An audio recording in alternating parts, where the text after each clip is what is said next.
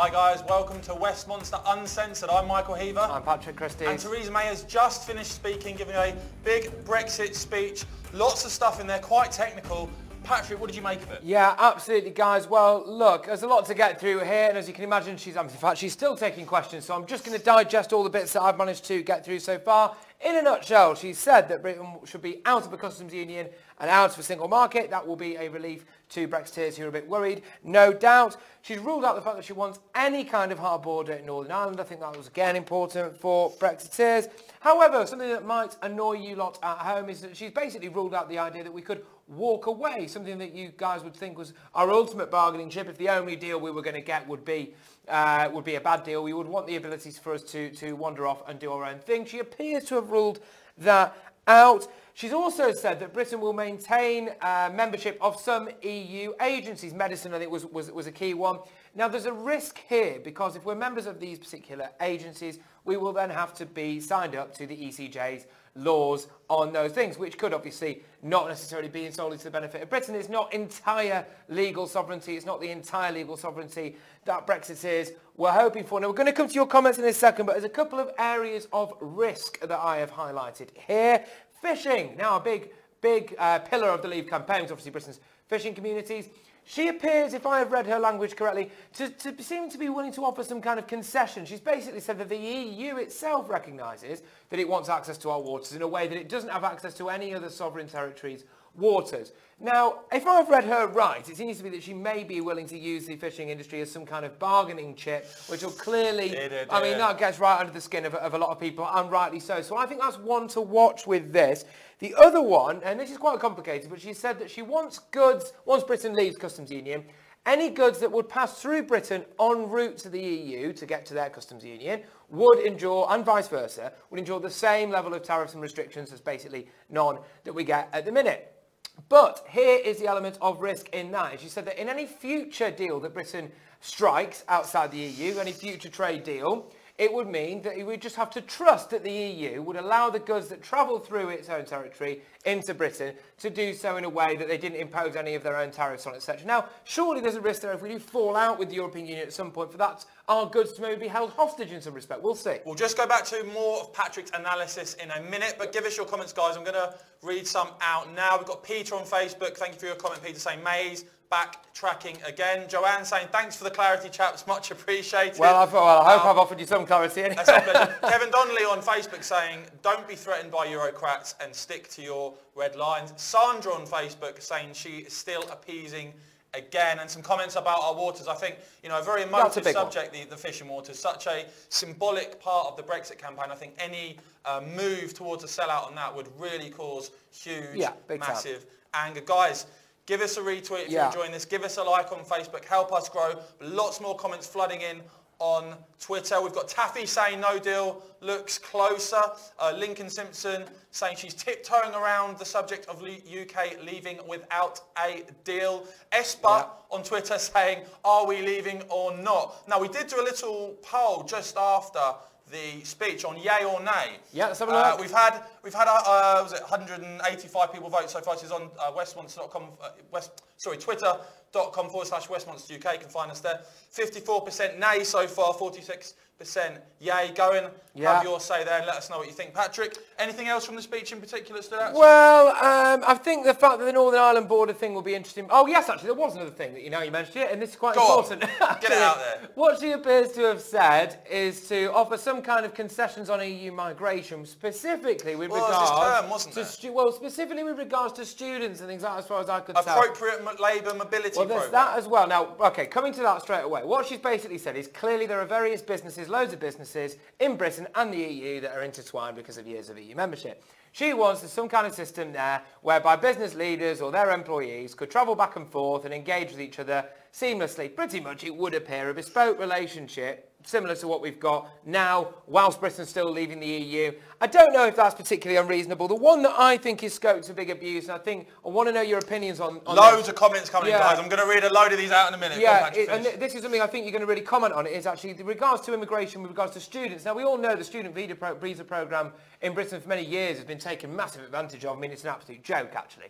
And actually, I don't think she's shutting the door to this, because she seems to say we want to share our students and this, that and the other, but actually that could leave Britain vulnerable to kind of these phony students and these phony schemes that come across from all the EU, which has been happening regularly. So that is a big issue you want to watch. Lots of comments rolling in. Helen on Facebook saying, EU have shown us no respect. Trust is gone. And funnily enough, I mean, we've not even mentioned the guy. Again, comments pouring in saying, May should go, get the Mog in. Doug says, get the Mog in now. Neil saying, Moggy, Moggy, Moggy, PM, PM, PM. We must leave and can't trust them at all, says Brett on Facebook. It is a sellout, says Wolf Dog on Twitter, all day long. Leave now, no deal, says Social GOTV. Robert Barnes saying, Michael, no deal is a better option. Chief Editor MG saying, they need us. Herflick saying, if only we would no deal. I think no deal is the very best. I mean, we're noticing a trend here. You guys, for a long, long time, have made things very, very clear. And thank you so much for tuning in, by the way. We're back on Monday, Wednesday and Friday, don't forget, at 1 p.m. But very, very clear, guys, from you, that the support for Mogg, that you still want the option of no deal very much on the table. Patrick, from what Theresa May said, do you think that's on the table or not? Well, I'm not sure. I mean, no, actually. I mean, no, no deal is better than a bad deal was said. Is it still applying? Yeah, no, I don't think so, actually. I get the impression that, I mean, because actually, bear in mind now that this is a negotiation.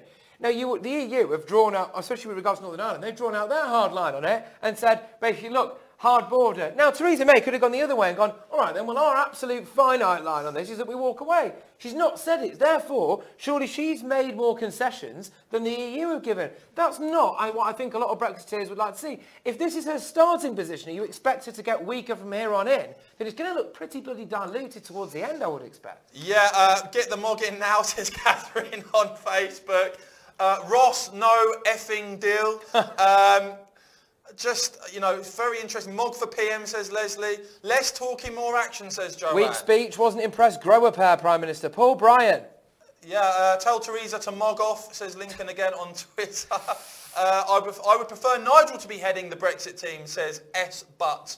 And more waffle and platitude from May, says Helen on Twitter. Guys, that's an initial reaction. Obviously, Theresa May's literally just finished her speech, so there'll be more analysis on this. You can go to westmonster.com to go and see that. But something I want to show you guys now, you may or may not have seen it, it's a little video that we did.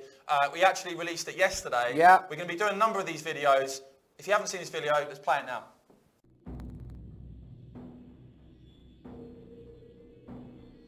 Brexit will be an immensely damaging process. A meaningful vote has been promised. This must be a decisive vote. If there isn't a majority in Parliament, then it's got to go back to the people. Or order a referendum so the public may approve what has been determined. I'm rather hoping that Jeremy Corbyn will move in the direction of a referendum on the final terms. I think that there should be a second referendum. It'll be a completely new choice. It'll be a choice between what we have now within the European Union and this new deal that's proposed that we didn't know back in 2016. I think better we have a general election. Better we have a general election. In which case we'd have a general election.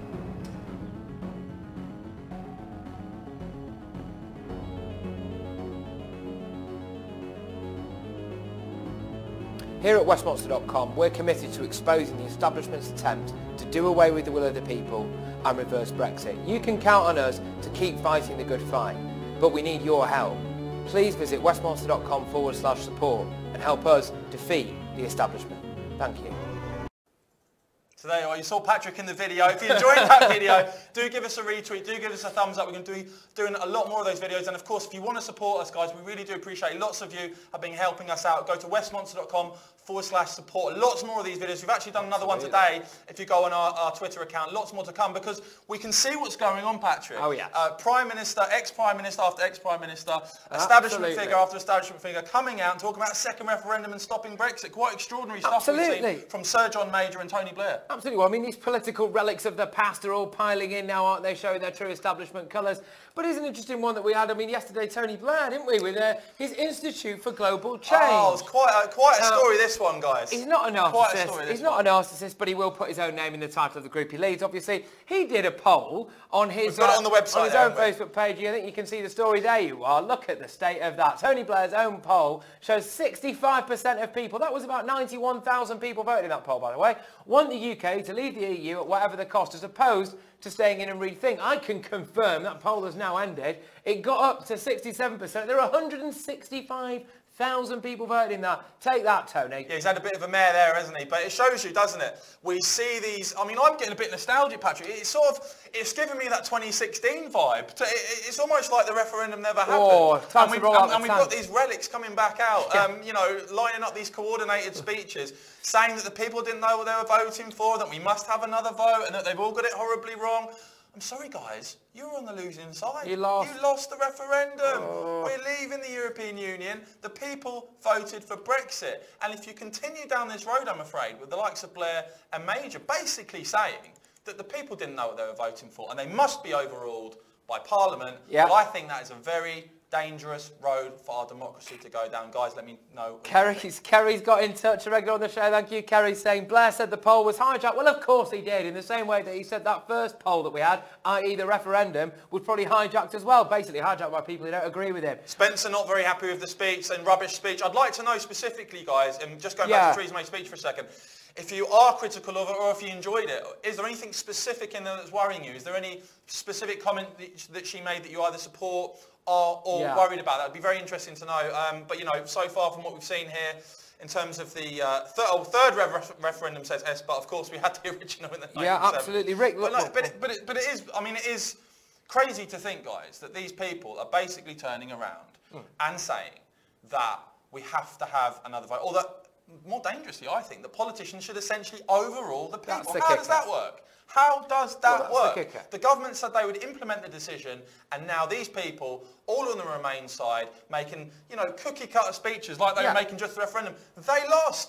Get over it. We're leaving the EU. We're exiting the customs union. We're leaving the single market. That is what the people voted for. And very interestingly, question time last night, if you look at the crowd there, clapping Nigel Farage, insisting that they did know what they were voting for, and that it's a downright insult for these people to basically now be lecturing them and telling them that they know better. I tell you what, John Major, we saw John Major come up and basically say, screw the will of the people, let's have the Parliament overdo with it, or maybe call for a second referendum. Well, John, you might be very interested to know that I have here a piece of writing that you did in the run-up to the referendum that said there will not be another referendum on Europe. This is it. The decision we take on June 23rd will shape our country, our people and our livelihoods for generations to come. Well, the problem is you've lost and now you want another pop. We've got Daniel Tyrone on Twitter saying it's the Bill and Ben Flower Pot Men show, Dumb and Dumber, themselves. I don't know what themselves is about. Who's who in Look, that Daniel, I'm sorry. I'm sorry. We are passionate. We are fired up. We are fighting for the future of our country. We are fighting for Brexit. We are exposing the Ramonas.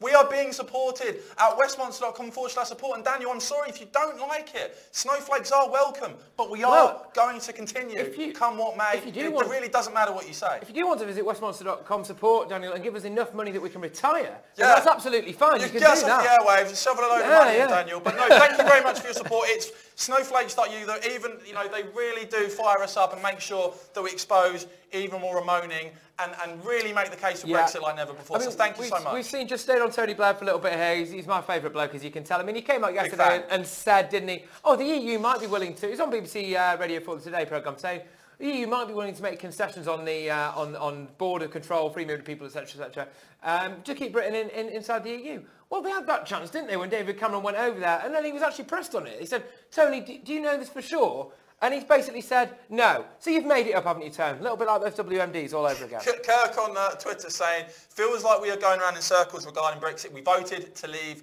That's it. Spike also saying, thank you very much for your comments as well, guys. Do keep them coming. Cheers, guys. Saying Brexit must happen. Blair and Major are the biggest Ramonas ever. We knew what we voted for. I totally agree. And it's very interesting to see, by the way, on Question Time, there was actually a Remain voter, relatively young Remain voter. I think she said she couldn't actually vote because she wasn't 18 in the last she did, yeah. But basically saying, look, for the sake of democracy, you cannot have these people saying you didn't know what you're voting for and that politicians should overrule you. the referendum result has to be respected. The will of the people has to be implemented. And these Ramonas, you know, I would like to see these people actually start throwing in some positive ideas about how we make the best of Brexit and how we actually maximise the potential of this amazing opportunity, rather than whinging like a bunch of adolescent sulky teenagers because they didn't get their own way. Yeah, absolutely. Get on with it. Stop sulking. Yeah, absolutely. You know, for the good of Britain, I mean, you have to make a choice of what you want. Are you so miserable that you lost and you're going to be hung up about it for years to come? Well, I think they are, yeah. Well, yeah, that you're willing to cut your own Britain's nose off to spite Britain's face and consign yourself to doing down Britain, just so that in several generations' time, when you've ruined Brexit and potentially Britain's economy, you can go, ha, I told you. There's no winners there, mate. There's no winners. Lincoln's saying you guys are proper pumped up, love the determination. Well, look, if you do support us, remember, we're back on Monday at 1 p.m. UK time. If you want to support us, do go over to westminster.com/support. We really do value your support. You are helping us grow. The audiences we're getting are fantastic. over 240 on Twitter. Do give us a retweet on Twitter. We've got about over 300 on Facebook. Boom. Do give us a like. Do give us a share. Do visit westminster.com, guys, because these broadcasts are only going to get bigger and better. So get on now. And let's talk about the things that I know you guys care about. And that's another thing, by the way.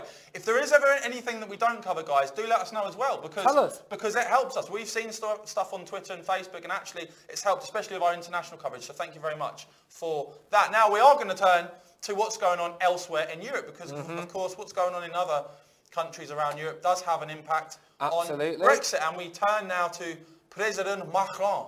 Over in France, I mean that was pretty bad. I thought it was a good effort. Yeah, it's not my expertise.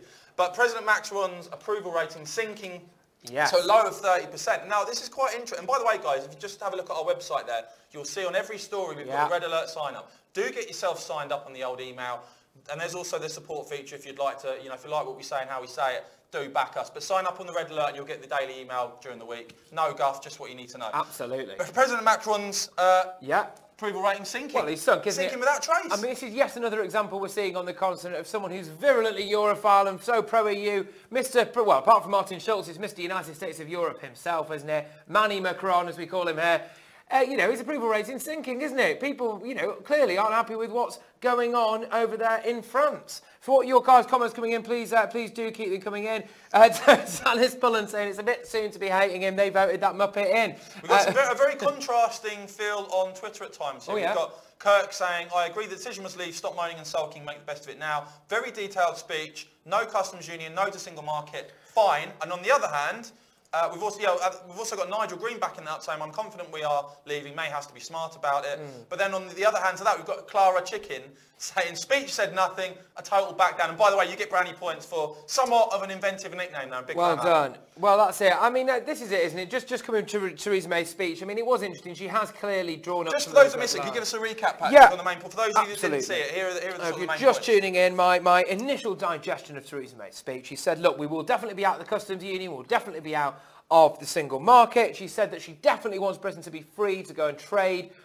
sign trade deals around the world. She interestingly appeared to rule out the kind of no-deal walk-away option, which I think might anger a few of you. It's not gone down well among the Westminsters, has it? Yeah, absolutely. She's also said that she definitely doesn't want a hard border in Northern Ireland. She appears to be making some concessions. The fishing industry was a risk. I wasn't filled with confidence when she spoke about that. I think if I was a fisherman or woman, I suppose, walking around in Britain at the minute, I would be slightly worried about maybe the level of sellout that's going to happen there. With regards to immigration, I think there were potential loopholes here for immigration's future student immigration that could have negative consequences for Britain. That, roughly speaking, is it. Basically, a lot of it relies on trust, on future trust. And I think that's an issue if you're dealing with 27 nations whose interests may not best be served by Britain thriving outside of their beloved union. We've got some YouTube comments as well. Guys, we haven't forgot about you. We're growing on this. Cheers, YouTubers. Steady growing. Dimpy saying, good speech, 7 out of 10. Bake, I think May was good. Now waiting for the doom and gloom from the EU. So we're certainly getting a mixed reaction. We're getting some more comments, as we always do. Absolutely. We're getting some people very worried about the whole aspect of no deal now no longer being on the table. So mixed bag, to say the least. I'm just going to go back and have a look at the Twitter poll now. Yeah, well, there's a couple of these guys. Julie Miles says she screw some balls at last. It does see the general consensus here from you guys on Facebook, who overall, largely for months, have been very critical of May, does seem like maybe she's given you a little window of hope today. That's the overall gist that I'm getting. So our Twitter poll, 420 votes so far, 59% saying nay, 41% saying yay. So, you know, not a slam dunk either way, but it seems quite stark, doesn't it? Some people feel reassured, other people feeling very, very despondent about it. As I say, I think fisheries could be a big point. I think so, yeah. So we'll have to wait and see how it unfolds. Now, just turning back to Europe for a minute. Here Guys, we go. keep your comments coming on May, on Brexit. Frankly, you know, on Major Blair, anything you want to talk about, guys. If there's anything you want to raise, throw it in there. Throw it in there. This is open and direct debate. So yeah, we go to Germany now. So we've covered Macron. So here's the interesting thing. Yeah. So you've got President Macron has just sunk to 30% in his approval ratings, which is pretty much as low as he's been. Yeah. Now, again, when I talk about Europe, you've got to look at this as interconnected, right? So Macron and Merkel, France and Germany, you know, they're the linchpins of the European Union. And you look at what's going on in Germany now. We've got the story again on westminster.com, guys. A major poll patch. Yeah, well, absolutely, this is it. So, the AfD, who are obviously anti-mass migration, very, very Eurosceptic, they have now overtaken Angela Merkel's party in the polls in Cottbus, in Brandenburg. It's a relatively large area. They have shot up because there's been apparently a recent spate of issues involving Merkel's refugee policy and the local population. They are now polling at 29%.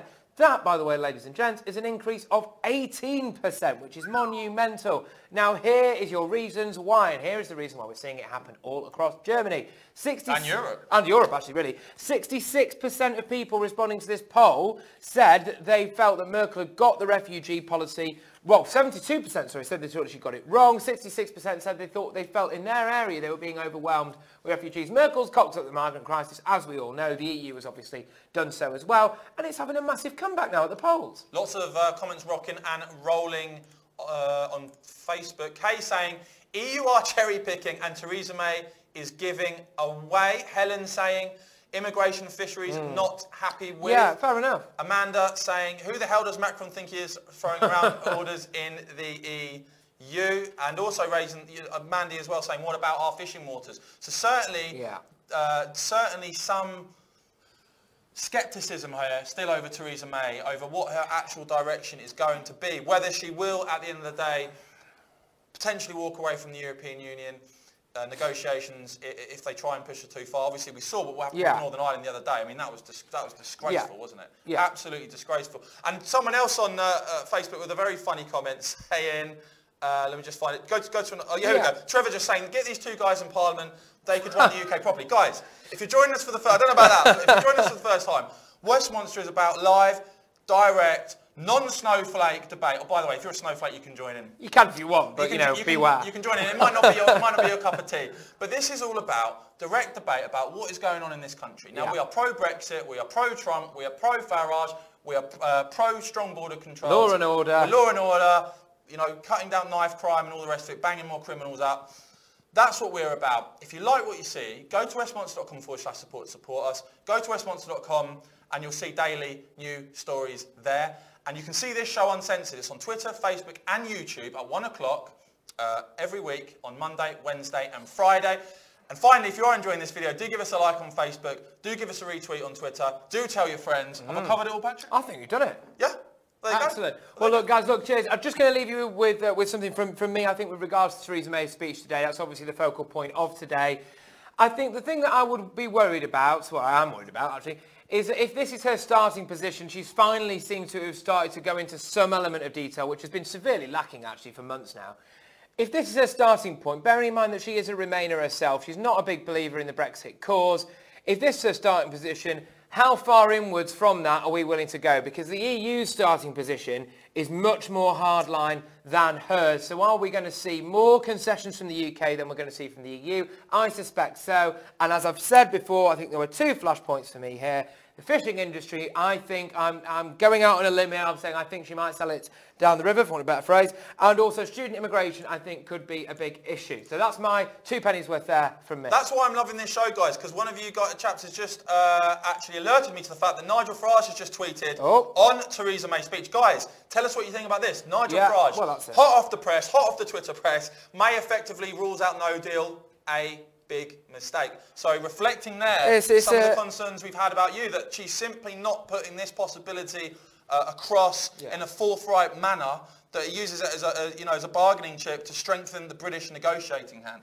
Yeah, Patrick, well, I think that's absolutely fair enough, because look, at the end of the day, that is a big hand to be able to play. That's a big hand to be able to pull out of your back pocket, isn't it? Look, if you're only going to give us an absolutely terrible deal, and you're going to continue to take the piss in the way they have done with regards to Northern Ireland, etc., then we're just they are, aren't they? Yeah, and they are. Then we're going to up sticks and leave, and actually that's going to be damaging for the EU as well as the UK. If she's ruled that out, does that not tell the European Union that they can actually keep pushing it a little bit and keep pushing it a bit? I think she was wrong to basically rule out the no deal. I think that's a loss of leverage. Helen's saying show needs to be longer, guys. Well, you've got to leave them wanting more. That's what they always say. That's what they always say. That's the best thing to do. So, guys, we will see you on Monday. Have a great weekend. And it's 1 o'clock UK time on Monday. We will see you there, guys. Take care, guys.